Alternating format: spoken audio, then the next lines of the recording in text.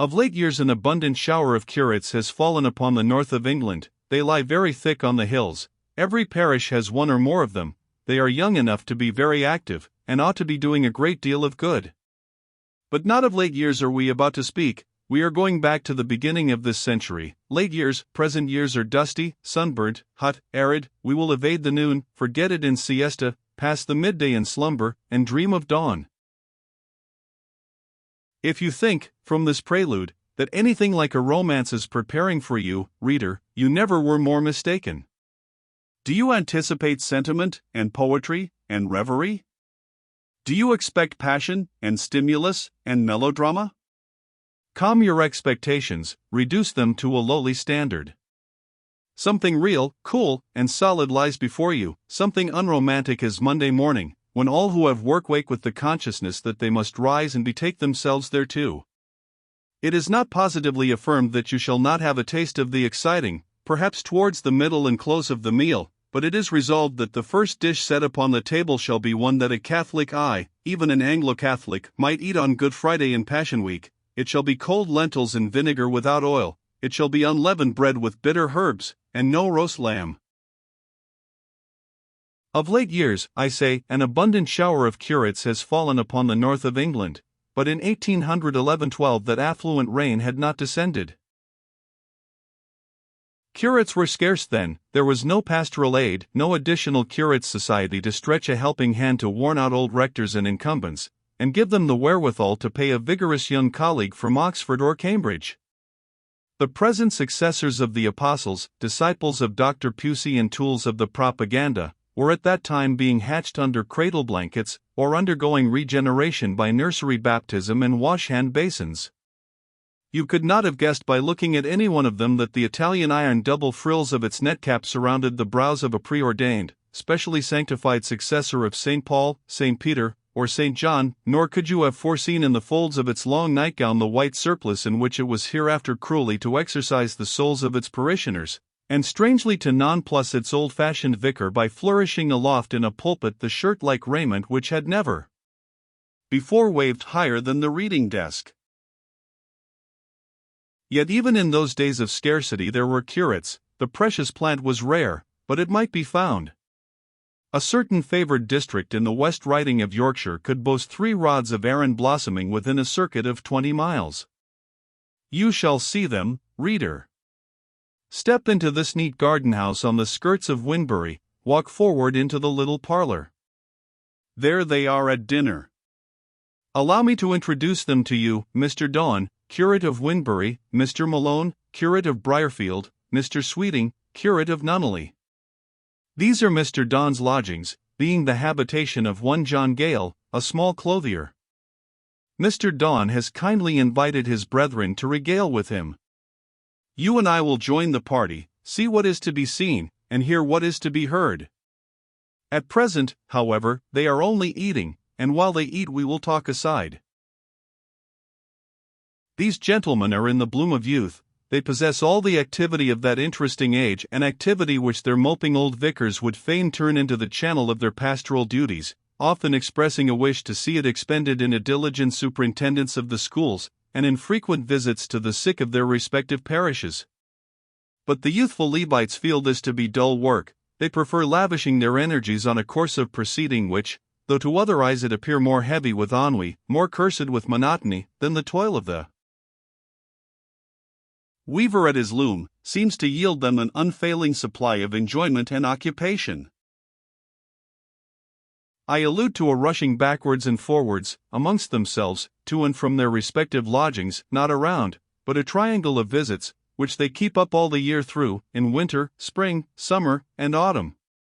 Season and weather make no difference. With unintelligible zeal they dare snow and hail, wind and rain, mire and dust, to go and dine, or drink tea, or sup with each other. What attracts them it would be difficult to say. It is not friendship, for whenever they meet they quarrel. It is not religion, the thing is never named amongst them. Theology they may discuss occasionally, but piety never. It is not the love of eating and drinking. Each might have as good a joint and pudding, tea as potent, and toast as succulent, at his own lodgings, as is served to him at his brother's. Mrs. Gale, Mrs. Hogg, and Mrs. Whip, their respective landladies, affirm that it is just for naught else but to give folk trouble. By folk the good ladies of course mean themselves, for indeed they are kept in a continual fry by this system of mutual invasion. Mr. Don and his guests, as I have said, are at dinner. Mrs. Gale waits on them, but a spark of the hot kitchen fire is in her eye. She considers that the privilege of inviting a friend to a meal occasionally, without additional charge, a privilege included in the terms on which she lets her lodgings, has been quite sufficiently exercised of late. The present week is yet but at Thursday, and on Monday Mr. Malone, the curate of Briarfield, came to breakfast and stayed dinner. On Tuesday Mr. Malone and Mr. Sweeting of Nunneley came to tea, remained to supper, occupied the spare bed, and favoured her with their company to breakfast on Wednesday morning. Now, on Thursday, they are both here at dinner, and she is almost certain they will stay all night. C'est trop, she would say, if she could speak French. Mr. Sweeting is mincing the slice of roast beef on his plate, and complaining that it is very tough. Mr. Don says the beer is flat.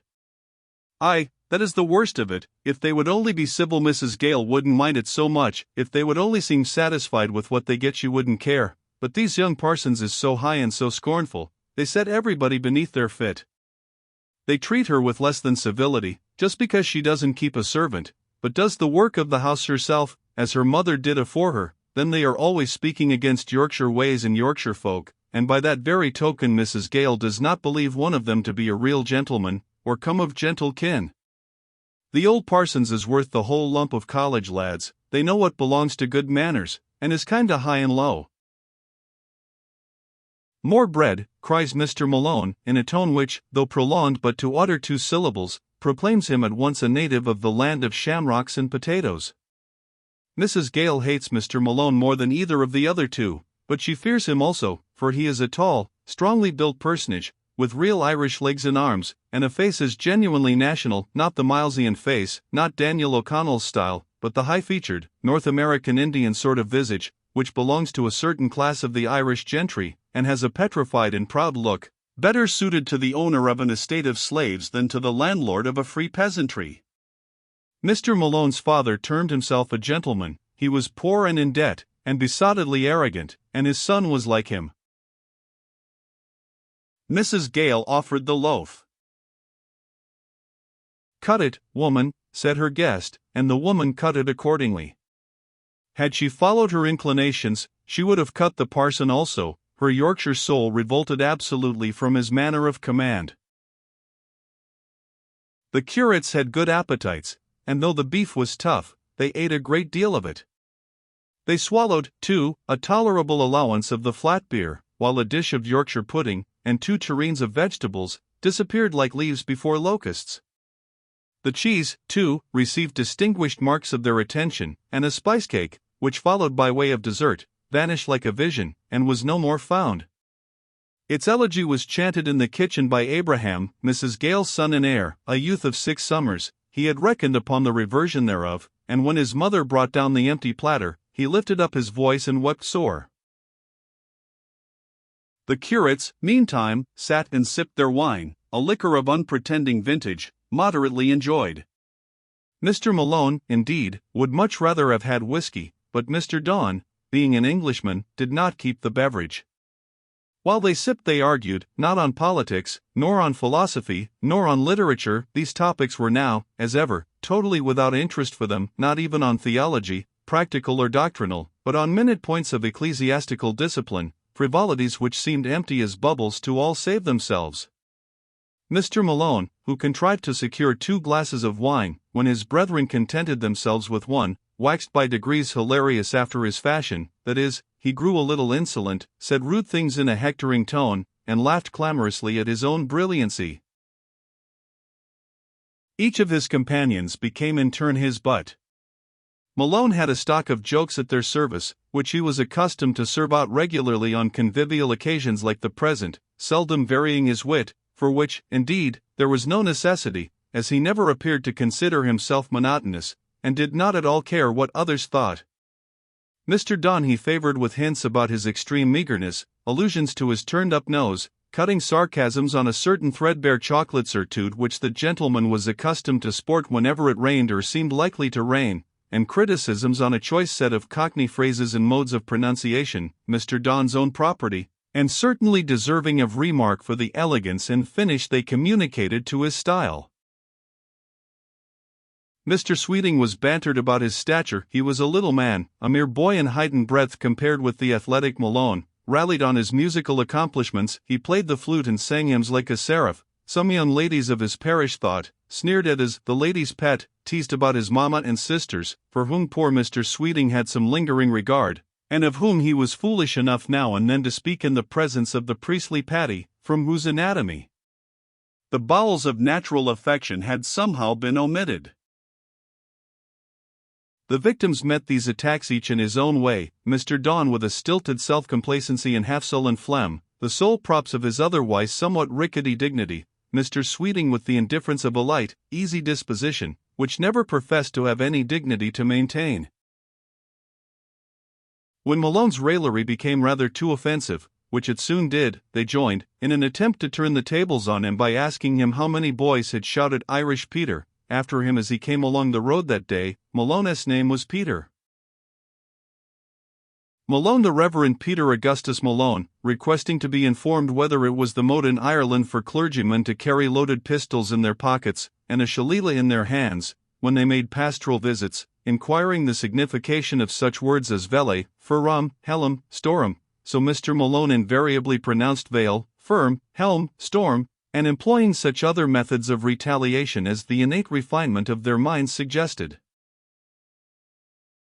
This, of course, would not do. Malone, being neither good-natured nor phlegmatic, was presently in a towering passion. He vociferated, gesticulated, Don and Sweeting laughed. He reviled them as Saxons and snobs at the very top pitch of his high Celtic voice. They taunted him with being the native of a conquered land. He menaced rebellion in the name of his country, vented bitter hatred against English rule. They spoke of rags, beggary, and pestilence. The little parlor was in an uproar. You would have thought a duel must follow such virulent abuse. It seemed a wonder that Mr. and Mrs. Gale did not take alarm at the noise, and send for a constable to keep the peace. But they were accustomed to such demonstrations. They well knew that the curates never dined or took tea together without a little exercise of the sort, and were quite easy as to consequences, knowing that these clerical quarrels were as harmless as they were noisy, that they resulted in nothing, and that, on whatever terms the curates might part tonight, they would be sure to meet the best friends in the world tomorrow morning. As the worthy pair were sitting by their kitchen fire, listening to the repeated and sonorous contact of Malone's fist with the mahogany plane of the parlor table, and to the consequent start and jingle of decanters and glasses following each assault, to the mocking laughter of the allied English disputants, and the stuttering declamation of the isolated Hibernian, as they thus sat, a foot was heard on the outer doorstep, and the knocker quivered to a sharp appeal. Mr. Gale went and opened.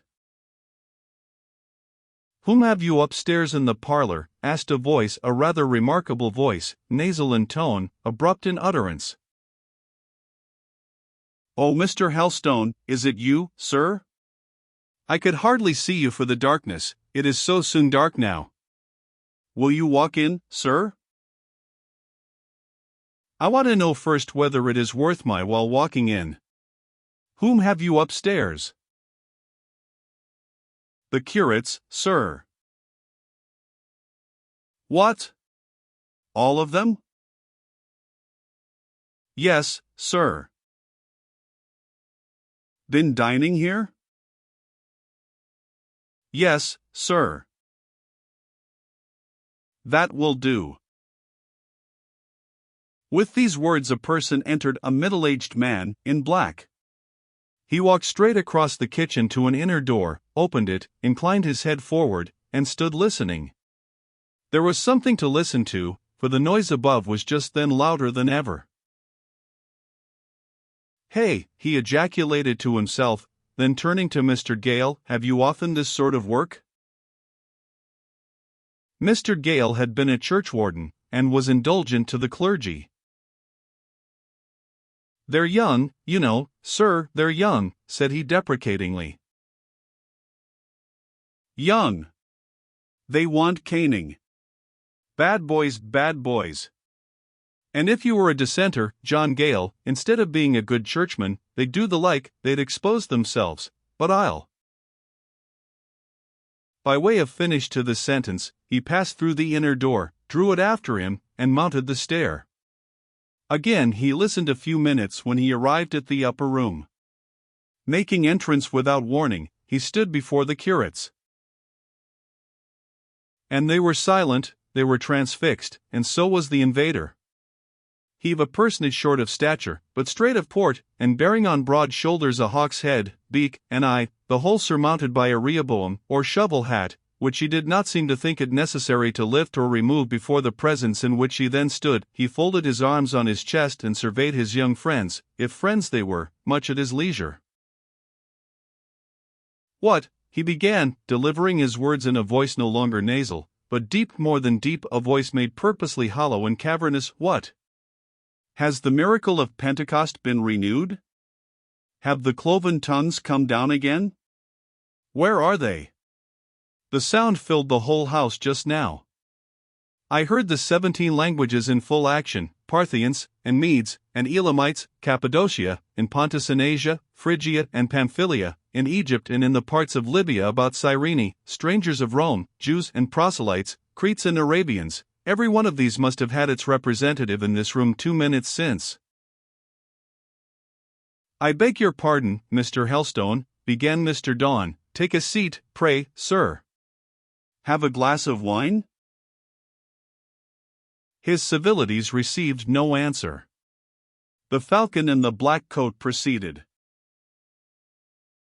"What do I talk about the gift of tongues? Gift, indeed.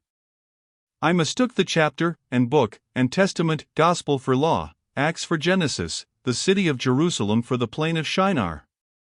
It was no gift but the confusion of tongues which has gabbled me deaf as a post. You, apostles? What? You 3? Certainly not, 3 presumptuous Babylonish masons, neither more nor less. I assure you, sir, we were only having a little chat together over a glass of wine after a friendly dinner, settling the dissenters." "Oh. Settling the dissenters, were you? Was Malone settling the dissenters?" It sounded to me much more like settling his co-apostles. "You were quarreling together, making almost as much noise, you 3 alone, as Moses Barraclough, the preaching tailor, and all his hearers are making in the Methodist chapel down yonder, where they are in the thick of a revival. I know whose fault it is. It is yours, Malone." "Mine, sir?" "Yours, sir. Don and Sweeting were quiet before you came, and would be quiet if you were gone. I wish, when you crossed the Channel, you had left your Irish habits behind you. Dublin student ways won't do here.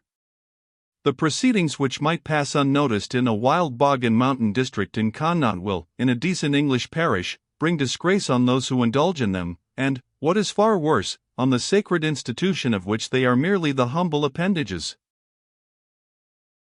There was a certain dignity in the little elderly gentleman's manner of rebuking these youths, though it was not, perhaps, quite the dignity most appropriate to the occasion.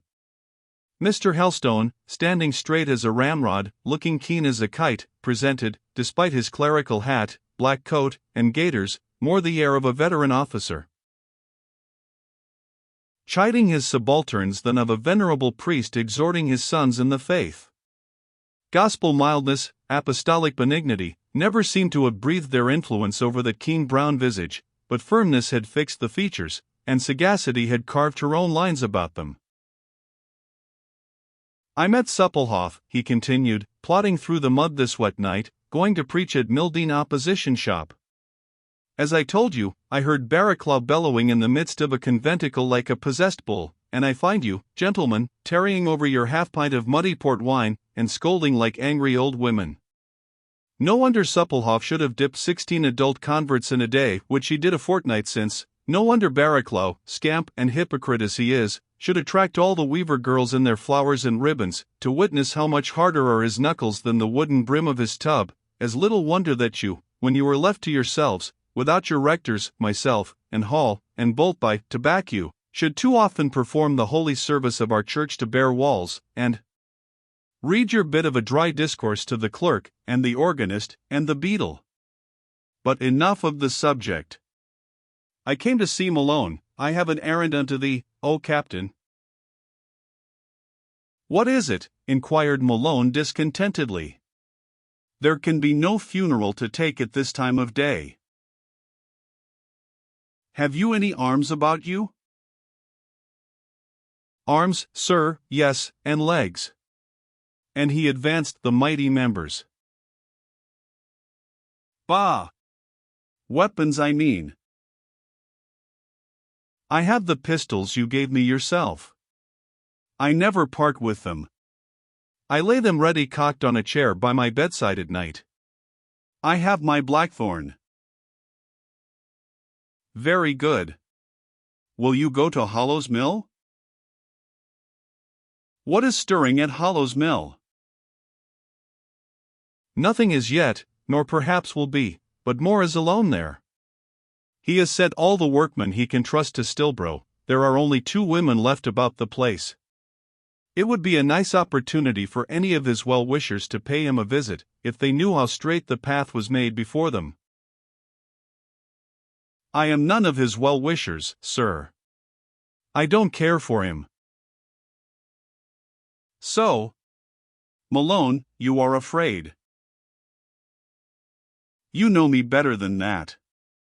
If I really thought there was a chance of a row I would go, but Moore is a strange, shy man, whom I never pretend to understand, and for the sake of his sweet company only I would not stir a step.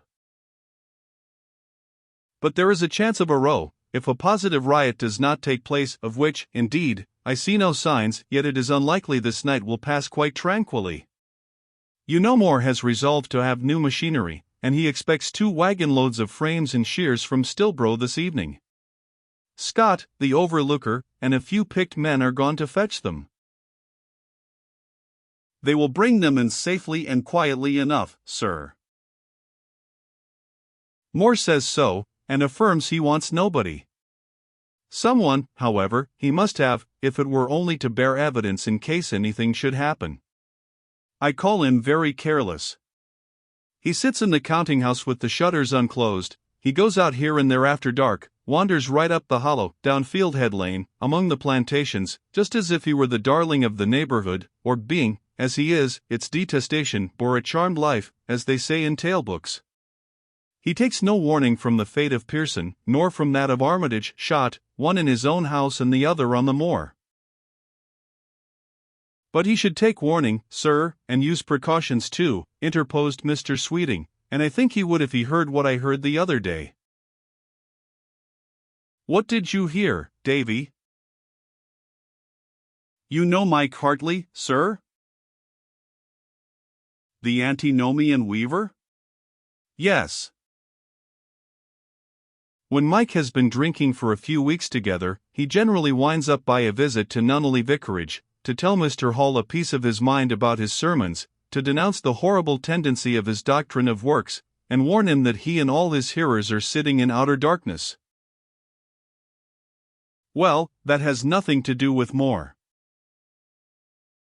Besides being an antinomian, he is a violent Jacobin and leveller, sir. I know. When he is very drunk, his mind is always running on regicide.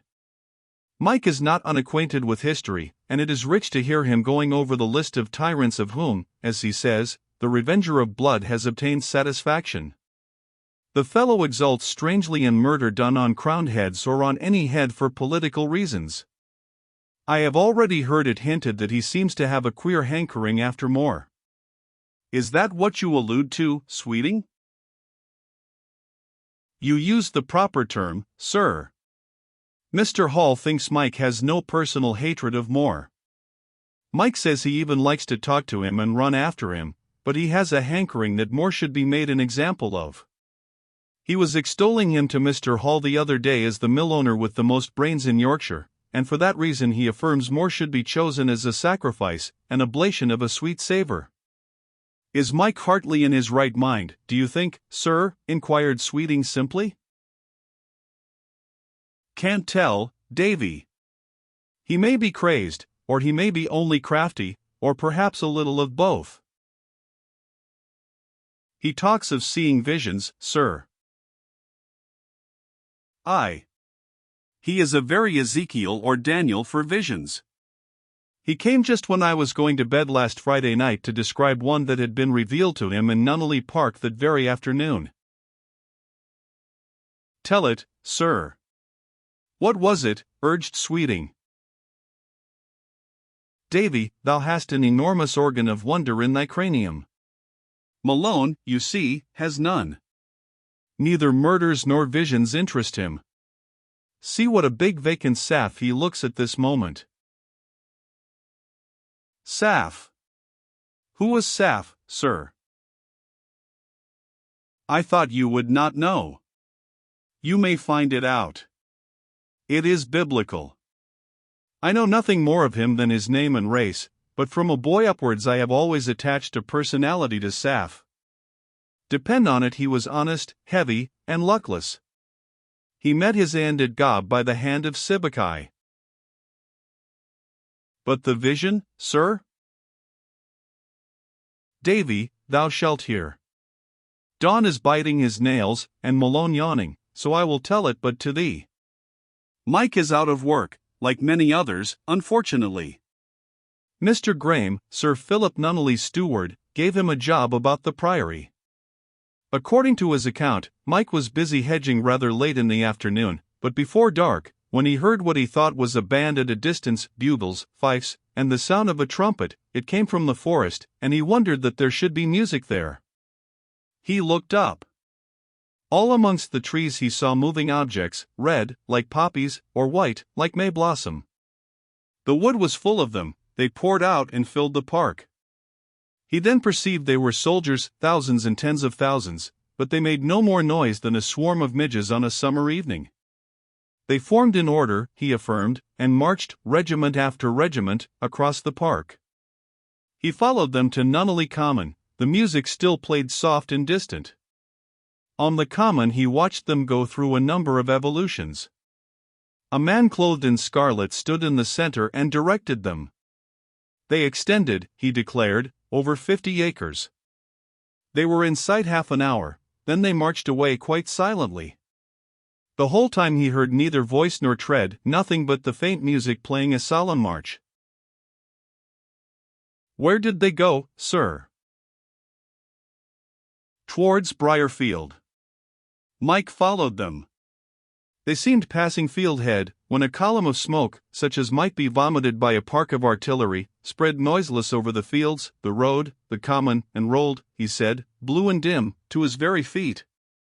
As it cleared away he looked again for the soldiers, but they were vanished, he saw them no more. Mike, like a wise Daniel as he is, not only rehearsed the vision but gave the interpretation thereof. It signifies, he intimated, bloodshed and civil conflict.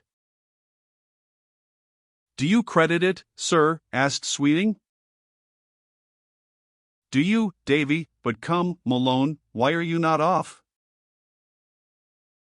I am rather surprised, sir, you did not stay with more yourself. You like this kind of thing. So I should have done, had I not unfortunately happened to engage Boltby to sup with me on his way home from the Bible Society meeting at Nunneley. I promised to send you as my substitute, for which, by the by, he did not thank me. He would much rather have had me than you, Peter. Should there be any real need of help I shall join you. The mill bell will give warning. Meantime, go unless, turning suddenly to Messrs. Sweeting and Don, unless Davy Sweeting or Joseph Don prefers going, what do you say, gentlemen? The commission is an honorable one, not without the seasoning of a little real peril, for the country is in a queer state, as you all know, and Moore and his mill and his machinery are held in sufficient odium.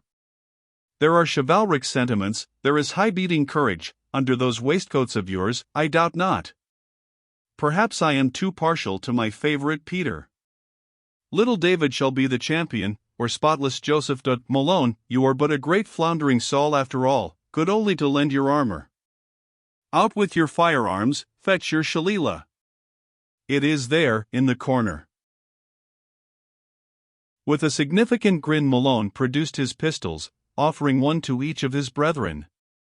They were not readily seized on. With graceful modesty, each gentleman retired a step from the presented weapon. "I never touched them." "I never did touch anything of the kind," said Mr. Don. "I am almost a stranger to Mr. Moore," murmured Sweeting.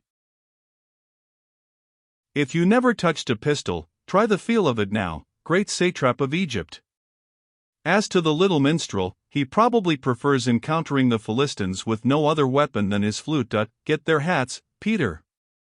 They'll both of 'em go." "No, sir, no, Mr. Helstone. My mother wouldn't like it," pleaded Sweeting. "And I make it a rule never to get mixed up in affairs of the kind," observed Don. Helstone smiled sardonically. Malone laughed a horse laugh. He then replaced his arms, took his hat and cudgel, and saying that he never felt more in tune for a shindy in his life, and that he wished a score of greasy cloth dressers might beat up Moore's quarters that night, he made his exit, clearing the stairs at a stride or two, and making the house shake with the bang of the front door behind him.